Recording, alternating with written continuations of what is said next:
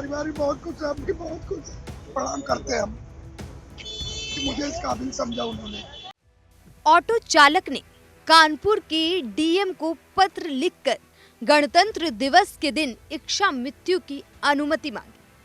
Auto चालक की मांग से पूरा प्रशासनिक अमला अचानक से हरकत में आ गया और इच्छा मृत्यु की उससे वजह जानने की कोशिश की तो उसने वजह भी बताया।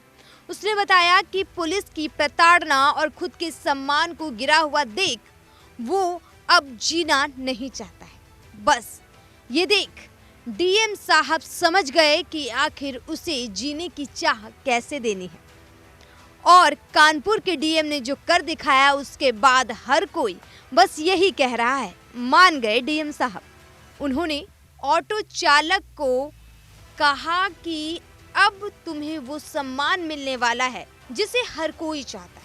आपको बता दें कि 26 जनवरी के दिन गांधी प्रतिमा के सामने खुद की मौत की अनुमति मांगकर इस ऑटो चालक ने सबको हैरान कर दिया था, जिसके बाद कानपुर के जिला अधिकारी जितेंद्र प्रताप सिंह ने ऑटो चालक का मान बढ़ाते हुए उसकी समस्या सुनी और उसे आश्वासन दिया कि उसके सम्मान को बरकरार रखने और उससे भी ज्यादा बढ़ाने के लिए जिला अधिकारी के परेड ग्राउंड में होने वाले 26 जनवरी को झंडारों के लिए उसे आमंत्रित कर मुख्य अतिथि के रूप में बुलाया जा रहा है। इसके लिए ऑटो चालक के घर आमंत्रण भी भेजा जा चुका है।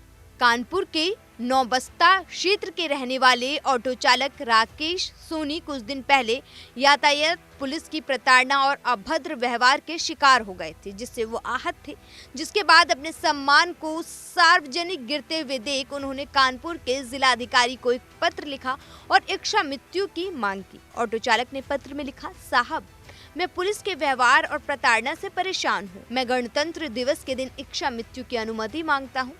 कानपुर में ऐसे ही अधिकारी होने चाहिए जो गरीबों की बात सुन करके उसको तुरंत निस्तारण करें, ताकि आगे कोई गरीब व्यक्ति हो आहत होकर के इस तरह का कदम ना उठाए। ऐसे ही अधिकारी होने चाहिए हमारे देश में। कर रहा है हमारा परिवार भी बहुत खुश है, हम भी बहुत खुश हैं और साहब को हाथ जोड़ करके उनके चरणों में प्रणाम करते हैं हम कि मुझे इस काबिल समझा उन्होंने।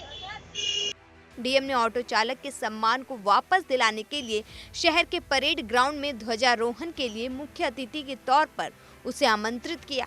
26 जनवरी को कानपुर जिलाधिकारी ऑटो चालक के साथ देश का झंडा फहराएंगे।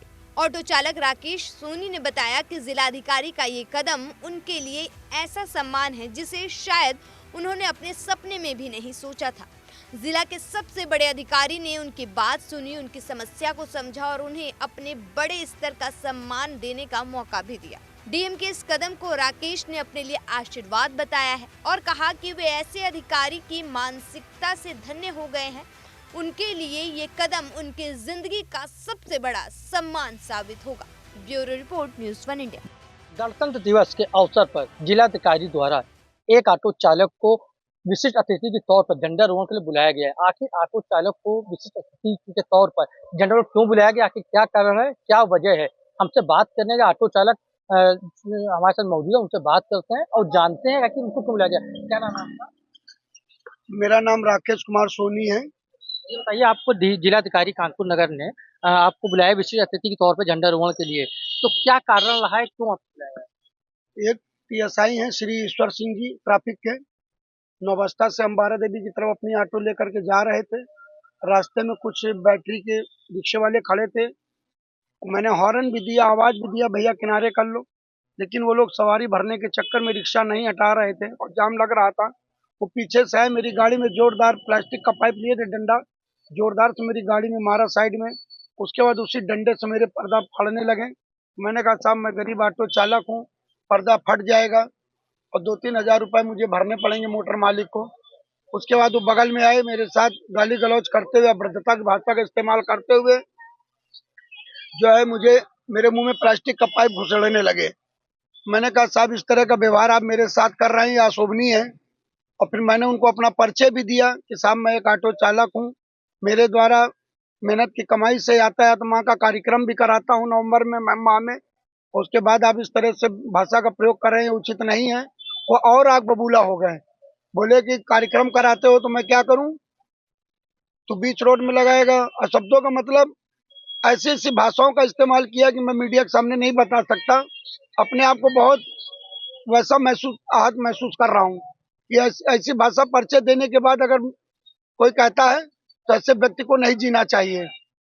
तो मैं 31 तारीख दिसंबर को माननीय जिलाधिकारी के समक्ष उपस्थित होकर के गणतंत्र दिवस के अवसर पर मैंने इच्छा मृत्यु की अनुमति मांगी थी फूलबाग में, जिसमें उन्होंने डीएम साहब ने ज्वाइंट सीपी आदरणीय श्री हरिश्चंद्र जी के नेतृत्व में एक जांच कमेटी गठित करा करके जांच करा रहे थे, जिसमें एडिशनल डीसीपी यातायात आदरणीय अर्चना सिंह जी जांच कर रही थी। उन्होंने बुलाया भी, बयान भी लिया, मुझे सम्मान पूर्वक मुझे बैठाल करके हाथ जोड़ करके माफी भी मांगी। लेकिन मुझे लगा कि गलती कोई और करे, सजा कोई और भोगे। गलती टीएसआई ने की, वो माफी नहीं मांग रहा था, अनजान थे, कोई बात नहीं। जब मैंने परिचय दिया तब उसको कह देना चाहिए था कि छोटे भाई गलती हो गई, बात खत्म हो गई।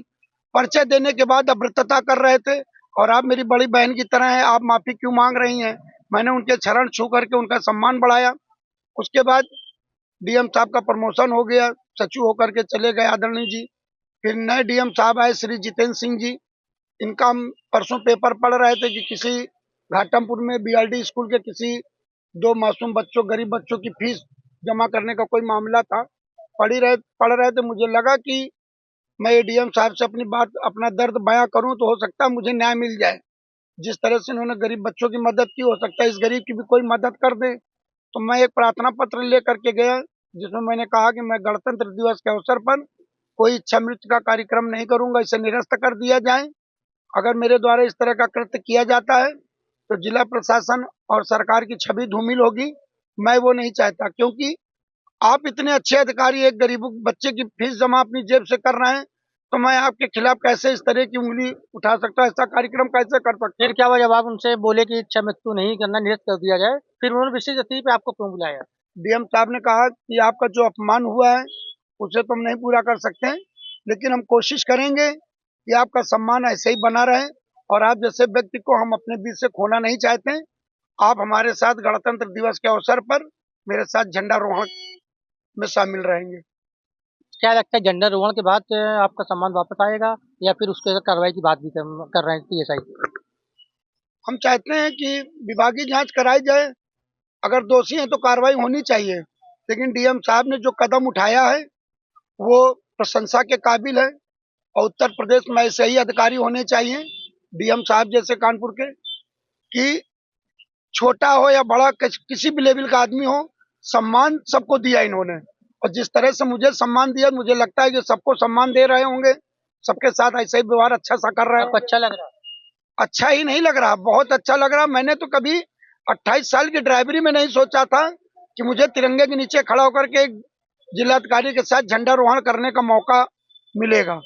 टीएसआई ऑटो चालक राकेश सोनी जिन्होंने साफ तौर बताया कि उनके टीएसआई ने अभद्रता की थी। अभद्रता के उनकी शिकायत को लेकर के जब वो जिलाधिकारी तक पहुंचे तो उन्होंने ये कहा कि तुम्हारा सम्मान तो वापस नहीं लौटा सकते हैं, लेकिन हाँ विशिष्ट अतिथि के तौर पर गणतंत्र दिवस पर ऑटो चालक राकेश सोनी के साथ जिलाधिकारी खुद झंडारोहण करेंगे, जिससे कि उसका जो सम्मान बचा रहे। कानपुर से कैमरा पर्सन नौशाद खान के साथ रामजी शर्मा, न्यूज़ 1 इंडिया।